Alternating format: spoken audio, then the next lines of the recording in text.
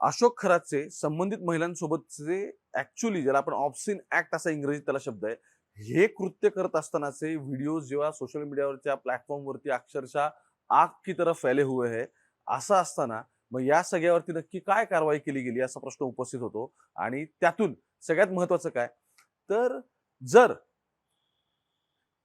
महाराष्ट्राचे मुख्यमंत्री असं म्हणतायत की हे सगळं आम्हीच केलं, आम्हाला या प्रकरणात माहिती होती, पोलीस अधिकाऱ्यांची जे काय दिसतं की 17 तारखेला त्याला अटक झाली, पण एसआयटीची स्थापना तर 13 तारखेलाच झाली होती. असं सगळं जर सगळ्या गोष्टी प्री प्लॅन्ड आहेत, तर मग हे व्हिडिओ बाहेर एक्झॅक्टली येतात कुठून आणि हे कोण काढतंय आणि मग हे कोण लोकांना येतंय, या प्रश्नांची उत्तर शोधण्यासाठी आजचा हा व्हिडिओ. आणि अर्थात नेहमीप्रमाणे घटनाक्रम, रेफरन्सेस, नाव या सगळ्या गोष्टी लक्षात ठेवा. आणि ते याच्यासाठी की त्यातून काही गोष्टींचा उहापोह होईल आणि मग यातून मला पोलिसांना पण प्रश्न विचारायचे आहेत. ते सुद्धा प्रश्न काय समजून घेऊ. नमस्कार, मी ओंकार, मुंबई तक मध्ये तुमच्या सगळ्यांचं स्वागत. अधिकाऱ्यांकडून जेव्हा मी माहिती घेतली तेव्हा मला असं कळलं, वर्ष 2024च्या जून आणि जुलै या 2 महिन्यामधले हे सगळे व्हिडिओ आहेत, जे सध्या महाराष्ट्रात नाही तर देशात अगदी ज्याला आपण म्हणतो की ज्याच्या सुरस कथा रंगलेल्या आहेत. आणि त्या व्हिडिओतली ती महिला कोण आहेत, अनेक ठिकाणी मी तर नॉर्थचे वगैरे चॅनल बघतो, तर त्यांनी तर फॉल्स इन्फॉर्मेशन चाललेली आहे की ती महिला कोणतरी वेगळीच आहे आणि त्यांचं असं म्हणणं आहे की त्या रुपाली चाकणकर वगैरे असं पण त्यांच्या त्या ट्विटर हँडलवरती वगैरे दिसतं. एनिवे, ही मिसइन्फॉर्मेशन, यात काही शंका नाही.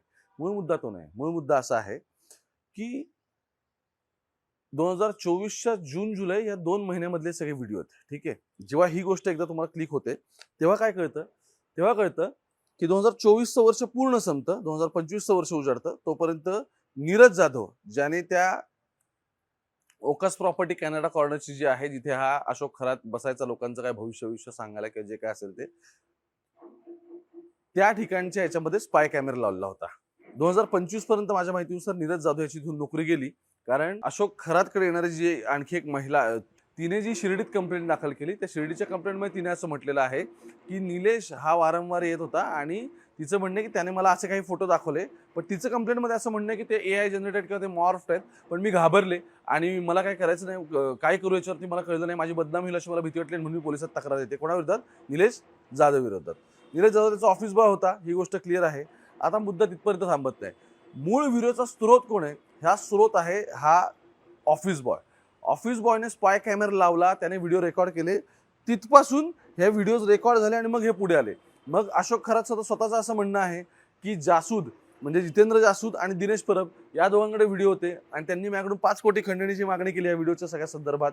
या संदर्भात त्यांनी तक्रार पण दिली. 22 डिसेंबर 2025च्या एंडची तक्रार आहे सगळी, बरोबर. 2024चा मध्य जून जुलै ते 2025चा एंड उजाडतो, तेव्हा पहिली तक्रार या सगळ्या प्रकरणात दाखल होते. 18 फेब्रुवारीला दुसरी तक्रार दाखल होते, तिथे 24 वर्षांच्या तरुणीने दिली. ती म्हणते की असं असं झालंय आणि हा निलेश जाधवच मला करतोय. आता गंमत अशी आहे सगळ्यामध्ये, व्हिडिओज येत आहेत कुठून, ह्या प्रश्नाचं उत्तर शोधायला गेल्यानंतर कळतं की ह्या सगळ्या संदर्भातले व्हिडिओज याच्या आधीच काही लोकांकडे आलेले होते. कोणाकोणाकडे होते? अशोक खरातच्या म्हणण्यानुसार ते दिनेश परब आणि जितेंद्र जासूदकडे होते. जासूद आणि ते व्यक्ती जरी याला डिनाय करत असल्याने हे कोर्टात प्रकरण आहे, आमचं इंटरिम बिल झालेलं असं म्हणत असल्या तरी सुद्धा खरात हे क्लेम करतो त्यांच्याकडे होते. नीरज जाधवकडे ते असणारच आहेत. त्याचं कारण असं आहे की त्यानेच ते शूट केलेत स्पाय कॅमेरा लावून. तर तो कोणाकोणाला या प्रकरणात अप्रोच झाला होता, या व्यक्तींकडून मग ते व्हिडिओ समोर आलेत का? जसं की मी म्हटलं, पुण्यातले एक सामाजिक कार्यकर्ते असतील किंवा दत्तात्रय खेमनर, ज्याने सगळ्यात पहिल्यांदा ह्या सगळ्या प्रकरणात बातमी लावली आणि हा भोंदू बाबा कशा कॅप्टन भोंदू अशा याच्या संदर्भात त्याने बातमी लावली होती. आणि अर्थात त्या प्रकरणात रुपाली चाकणकरांनी सुमोटो कॉग्निझन्स घेतला महिला आयोगाने, आणि हे वर्तमानपत्र बंद कसं झालं पाहिजे किंवा महिलांची बदनामी करण्यासंदर्भात वर्तमानपत्राने कशी भूमिका निभावली आणि त्यामुळे याच्यावरती कारवाई केली पाहिजे, असं महिला आयोगाने कॉग्निझन्स घेत पत्र कोणाला दिलंय, तर अहिल्यानगरच्या एसपींना, पोलीस सुप्रिटेंडेंट जे आहेत त्यांना ते पत्र दिलंय की तुम्ही कारवाई केली पाहिजे या प्रकरणात. बरं, त्या वृत्तपत्राकडून त्यांनी खुलासा मागवला, ही बाब आणखी वेगळीच. आता पुढे जाऊ आपण या प्रकरणात.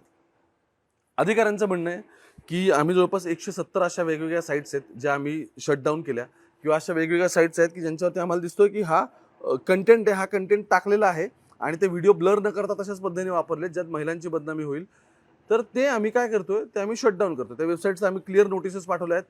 सीएमने स्वतः सांगितलं की वेगवेगळ्या चॅनलने ज्यांनी हे पाठवलं त्यांना आम्ही सरळ या प्रकरणामध्ये त्यांचं स्पष्टीकरण मागितलं की तुम्ही SOPचं फॉलो न करता, त्याचं पालन न करता कसं काय तुम्ही हे टाकलं.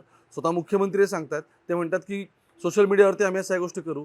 पण विशेष तपास पथकातल्या एका अधिकाऱ्याशी बोलल्यानंतर मला काय कळलं, ते म्हटले बघा साहेब, यूट्यूब असेल, इंस्टाग्राम असेल, त्यानंतर ट्विटर एक्स सारखा प्लॅटफॉर्म असेल, इथे आम्हाला ते व्हिडिओ आयडेंटिफाय झाल्यानंतर आम्ही ते प्रायव्हेट करू शकतो किंवा आम्ही त्याच्यावरती कारवाई करू शकतो आणि त्या प्लॅटफॉर्म्सला आम्ही सरळ सांगू शकतो की ही लिंक आहे, लिंक ज्याने कोणी पब्लिश केली काय नाही त्याची तुम्ही ते प्रायव्हेट करा, त्याच्यावरती कारवाई करा आणि तो कंटेंट तिथून काढून टाका.